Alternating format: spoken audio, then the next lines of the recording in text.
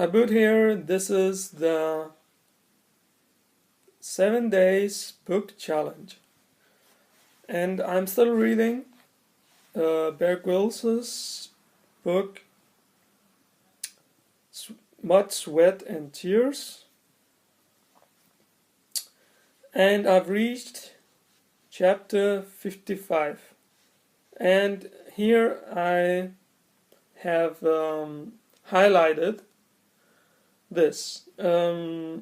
Just let me get moving, I thought, and the pumping blood will shake the stiffness and pain from my back and feet. So here, last time we were at the selection where Bear Grylls just got these words from the DS, good effort, and he thought to himself the demons were dead and the adrenaline was firing. And the demons that he's talking about is the last time he failed at the selection at the same place. So now he's come further and he's saying, just let me get moving, and the blood that's pumping will shake the stiffness and pain from my back and feet. He's very hurt and he has agonizing pain, and he's thinking, just keep moving, just keep moving. And he just wants to start with the endurance march.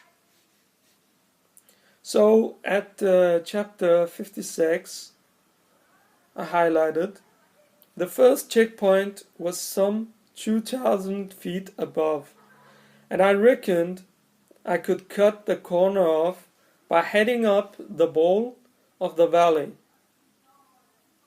instead of following the ridge line.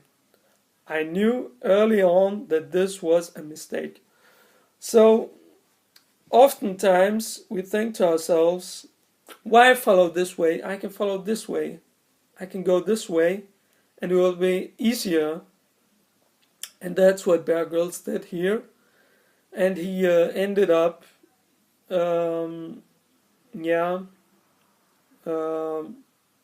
being in lots of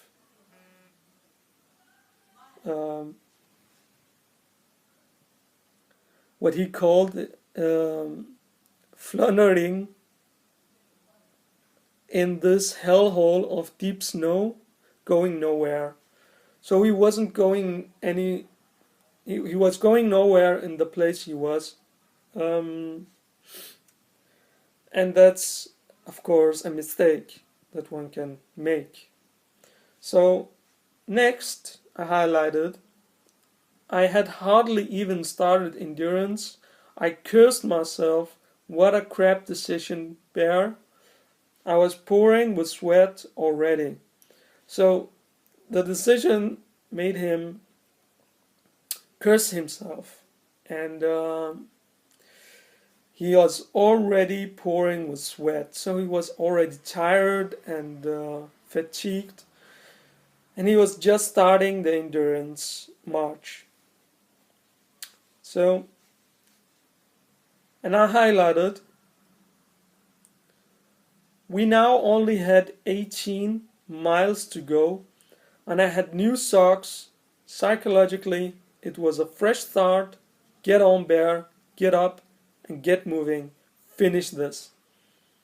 So at one checkpoint, he just changed his socks because it was soaking wet. And psychologically, he thought that this was a fresh start. So it's always about the small things. To get the small things, and now he's thinking, get on, Bear, get up and get moving, finish this. So he just has to make the effort count. And as chapter 57, I highlighted, we had often both quietly prayed, he and Truck. We had often both quietly prayed together before the big marches. Now we needed that help more than ever. I'm holding you by your right hand. Do not be afraid. I'm here to help you. Isaiah 41:13. If ever I needed to hear such words, it was now. It is easy to be cynical and to think you do not need help when all is going your way. But if selection taught me anything, it is that we all have our limits. To push beyond those limits sometimes requires something beyond just ourselves. That is what my faith has given me, a secret strength and help when I have needed it most. I needed it now. So here, Bear and Trucker are praying this verse from the Bible, from Isaiah. I am holding you by your right hand. Do not be afraid. I'm here to help you. And that's Isaiah 41, verse 13. So he says that it strengthened him. It strengthened him. And that strength he needed right now, here in the moment. And he realized that sometimes there is limits, and these limits are required sometimes something beyond ourselves. So he needed the help of the Almighty, of God the Almighty. And here he and Traka sat and prayed. Yeah. And so, yeah,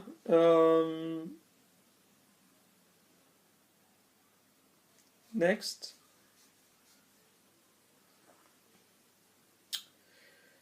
Matt Trucker and I had to stop and sit down every 500 meters for a rest. But then we'd fall into a daze in a matter of seconds as the weight came off our shoulders and legs.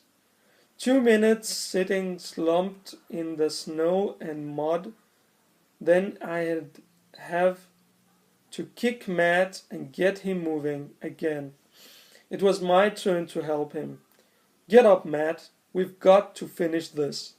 So here, Bear is helping his friend Matt, who needs a push towards finishing.